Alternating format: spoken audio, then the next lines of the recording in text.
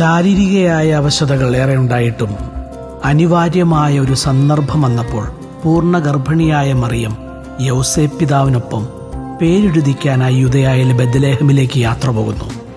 ക്ലേശകരമായ ഈ യാത്രയിലും ഭർത്താവിനൊപ്പം നിൽക്കുന്ന പരിശുദ്ധ മാതാവ് നമുക്ക് കാട്ടിത്തരുന്നത് പ്രതികൂല സാഹചര്യങ്ങളിൽ പരിഭവങ്ങളില്ലാതെ അനുസരിക്കുകയും വിധേയപ്പെടുകയും ചെയ്യേണ്ടത് എപ്രകാരമായിരിക്കണമെന്നാണ്.